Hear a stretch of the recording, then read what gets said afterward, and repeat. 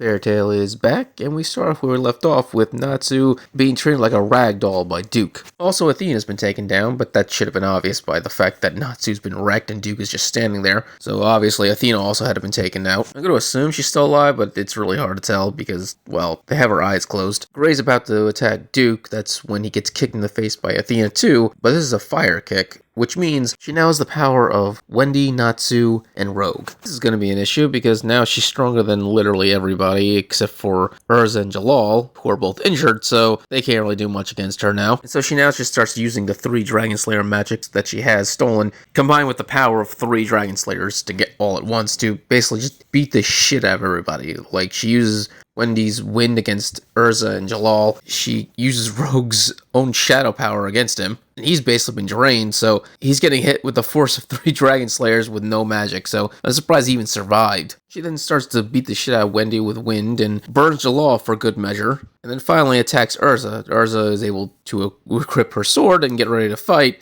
but then Duke throws Natsu at her. She catches him so he doesn't get any more hurt, and Athena too just knees Urza straight in the face. When it's all said and done, she wiped out everyone. Like, she just won straight out. It wasn't even a fight, just a beating. Duke is celebrating because he thinks he's finally achieved his goal of producing an android that can kill a dragon. While I do believe it can kill a dragon, since, Athena 1 could do that, the issue is, he wants to kill the dragon gods, and even if you combine the powers of Natsu, Rogue, and Wendy, I don't think that's happening at all. I don't see Athena 2 having the power. You're going to need way more Dragon Slayers to do that, but he seems convinced. And so he orders Athena to kill everyone here, now that he has the power that he needs. The thing is, Athena 2 seems to follow the command, but part of me, believes that she might betray the Duke at this very moment because she might assume she now has more power than him. The only reason why I'm coming to that conclusion, because if she doesn't have any emotion, which he made sure she didn't, then she'd probably go either on his command completely, like just soulless puppet, or she's very logical, in which case she would probably assume she doesn't need him anymore.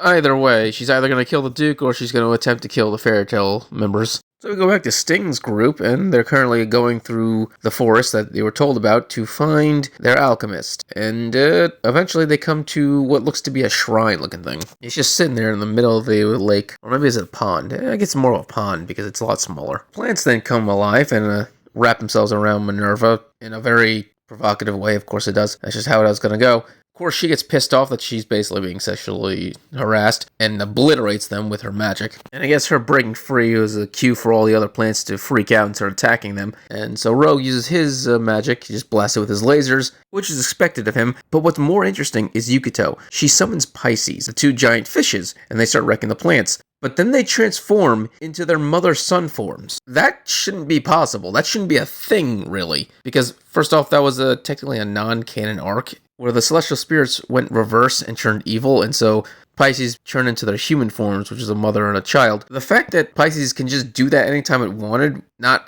going evil, just a normal thing for them, that's just their power. Why didn't you, use this power earlier? Like, they have to be way stronger as humans, right? I mean, they lose their size advantage, but they're way more versatile with weapons, and obviously they're a lot harder to hit when they're smaller. I'm just saying, I just did not see that coming. Anyway, Minerva's still pissed off about the sexual harassment and decides she's going to obliterate the entire forest. That's when all the plants stop. They're assuming they're now scared of Minerva's threat, but in reality it was actually Hiro, the alchemist they were looking for, who literally just looks like a reverse version of the last guy they met, Zalan, and based on how they look, you would assume that they're twins, but in reality, they're apparently father and son. Iroha is the father and Zalan is the son, so I don't know, just really creepy the way they look. Sting doesn't believe him at first because they just look like twins. Minerva gets straight to the point, asked if he can make them a Philosopher's Stone. He asked why they need it, and her response is straight up the truth, where she says that she just wants to give form to a dragon that has none. Haran actually think that's pretty interesting and would be pretty delighted to do something like that. And so they think that he got the deal going, but then he reveals that he can't do it. So apparently he tried for many years, but he just couldn't do it. He just didn't have the talent to make a Philosopher's Stone. That's when Zalam shows up, and he apparently followed them, I guess, because he's right there. And he says, well, the 2 of us can work together to do it. We could totally create a Philosopher's Stone if we work together. And he calls him Dad, which means, yeah, they really are father and son. But Sting can't get over that because it's so creepy how they look alike. You can think it's really nice the father and son end up looking like each other.